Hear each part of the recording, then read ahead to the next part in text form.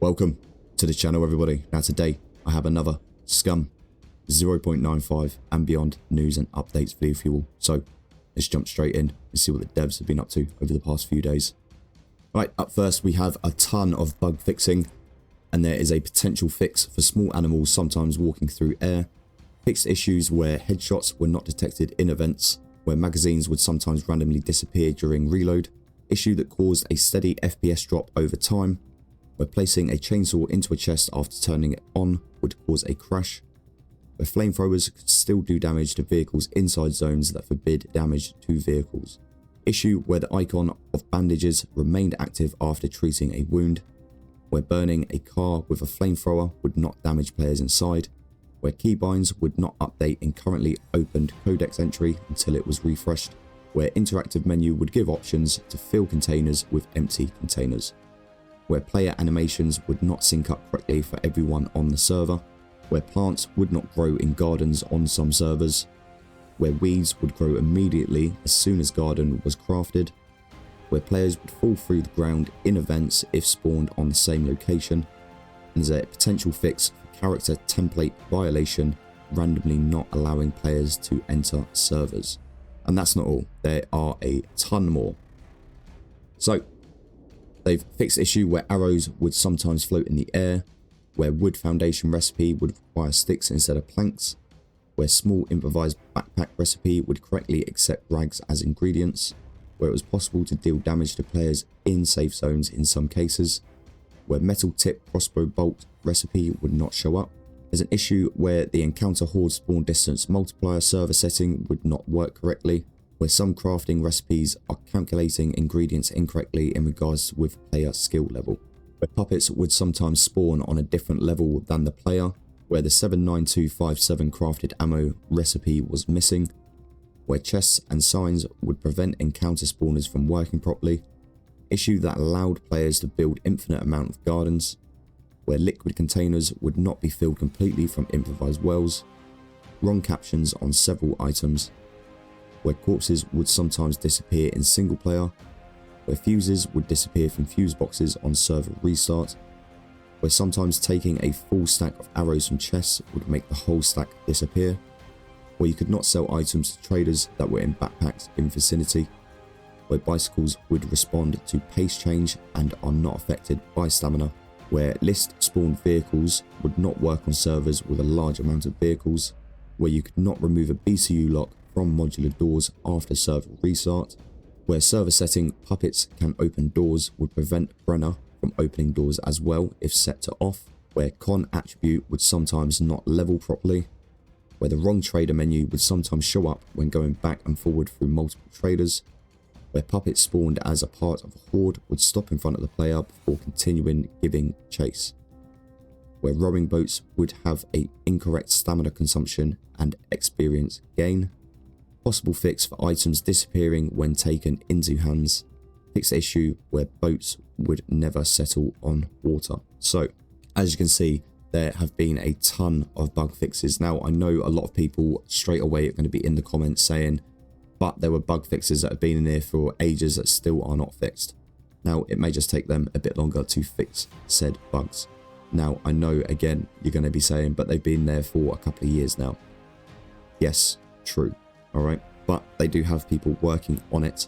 Okay, now I'm not going to sit here and say that it is going to be perfect by 1.0. Okay, none of us really know, but I've put so many hours and sort of effort into this game over the years that I'm now not going to throw my toys out the pram and give up on it. There's really not much point. It's just a complete waste of time, isn't it? Now hopefully with 1.0 we will see a lot more PvE features come into Scum. Now obviously they have said about AI coming in with 1.0. Hopefully they do bring in some sort of story or mission style stuff with 1.0, but they have said if it's not with 1.0, definitely afterwards. So we'll have to wait and see on some more information about 1.0. Now in regards to 0.95 still, there have been a lot of quality of life updates also, and they've added super glue to item spawners. Consuming raw potatoes will now give food propulsion, lowered price of haircut services, reduce the usage of lemon when making tea, adjusted weight of some items, lowered fame points requirement for practice bomb item, vehicles and puppets now trigger mines again, adjusted crafting recipes for multiple items, increased damage of explosive bolts towards vehicles, added pluck chicken to saloon traders, adjusted health of some BB elements, reduced the number of usages on a hip flask. Doors being broken into by puppets will no longer open up if the puppet is interrupted by staggering. Reworked encounter spawning location system. This should resolve the issue of hordes rising from the ground in front of players.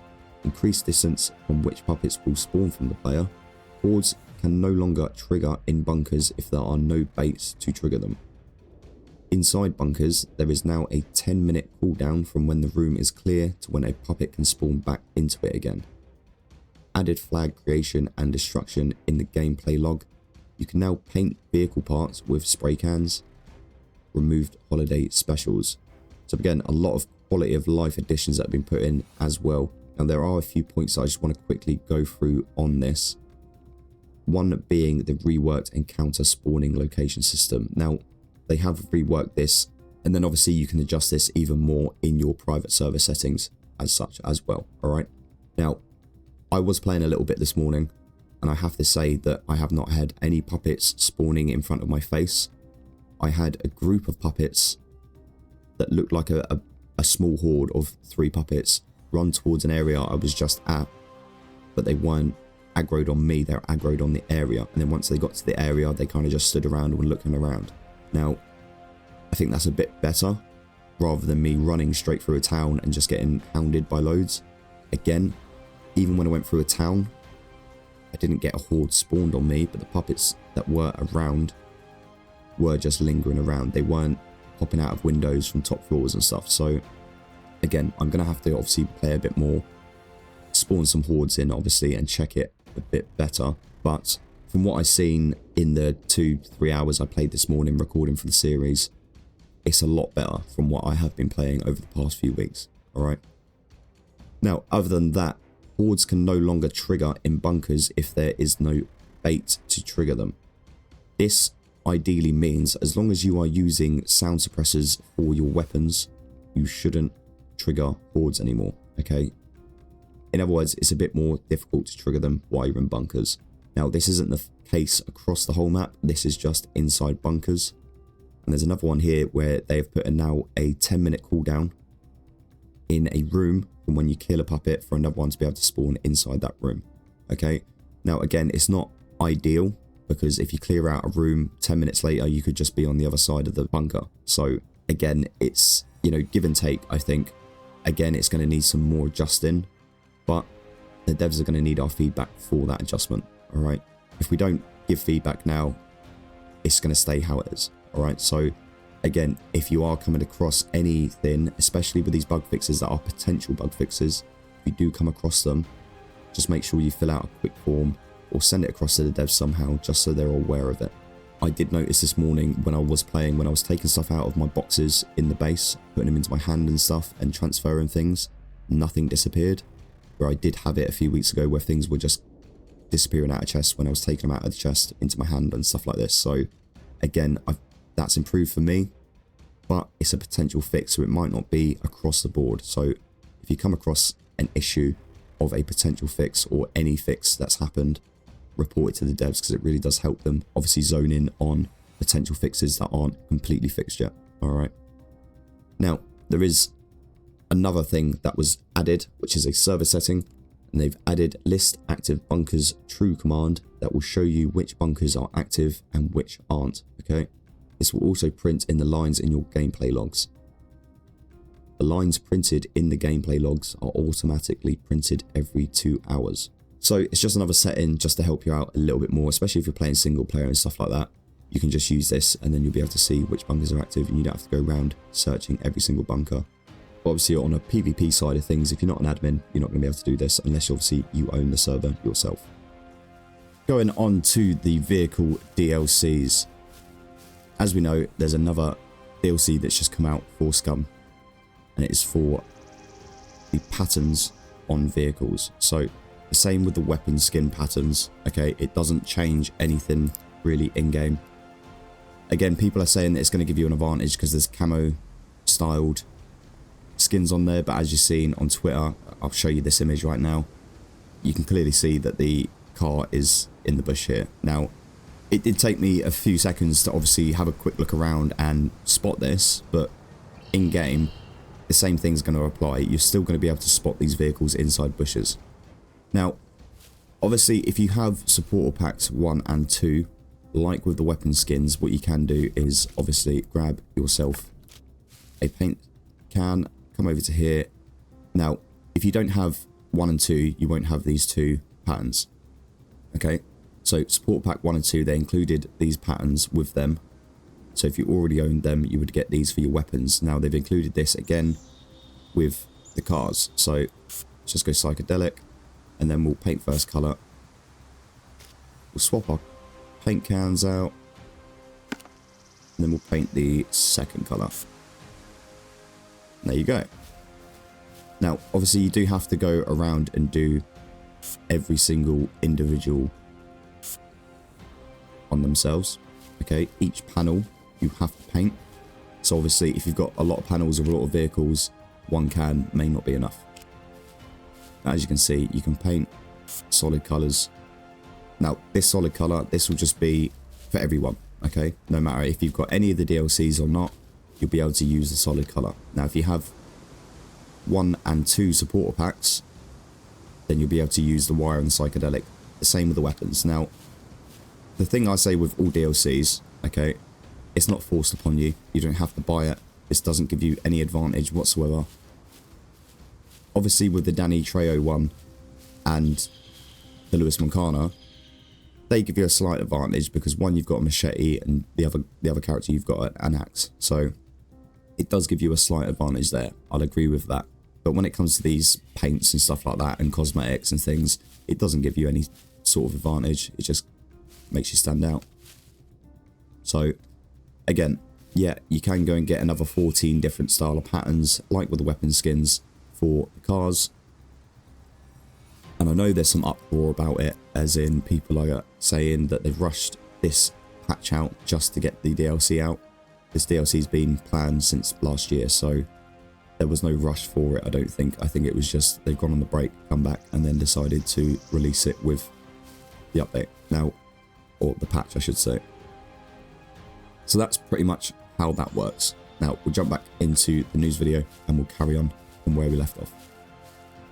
So, I've got one more thing to go through with you, and it was a small leak from Tomislav, and it was involving the Tech One Security AI. Now, this is the in-game model that is now finished and ready to go in the game with the new system that will come in with the AI 1.0. Now, I did assume that some of this would come in with 0.95, and I assumed wrong. And that's why you shouldn't assume, because it makes an arse out of you and me. So, we won't be doing that again. Look, I'm only human. Sometimes I get some things wrong, alright? But these do look great, and I cannot wait for the AI to come in with the new system. And again, I know people are going to say that, why are they working on new things and why are they implementing new stuff when there's still broken features in the game? And as I've said previously in this video, there are separate people working on separate things. Okay, so what we're seeing now, just because we're seeing it doesn't mean that that's all that's being worked on at the current time, alright? As you've seen in this video from the beginning, there have been a lot of bug fixes, and we'll probably see a lot more bug fixes over the next week or two, alright? So be a bit more patient with it. As I've said, if you do come across any bugs, any gameplay issues, anything, if you have recording software and you're recording at the time, great, send that over to the devs because it's easier for them to see it than reading it. But if you don't, obviously just send a quick form across. It really does help them out, alright? But that is pretty much going to be all from me today. Hope you did enjoy the video and got some insights into the future of Scum. Now, I just want to give a quick shout out to our channel members, Megahoof, Mary G, Alti, Anne, Nectar 940, Phoenix, Sam, Carbe, and Lieutenant Dan. Thank you very much for your extra and ongoing support. It's always appreciated. If you want to join them, you can do. Head over to the channel, hit that join button, and see what perk suits you best. It all goes back into the channel, gives you all a better viewing experience. But of course, if you want to support me in another way, you can do simply by liking, subscribing, and hitting that notification bell. And that way you'll stay up to date with the latest Scum news, guides, and other content just like this on the channel. Until next time, see ya.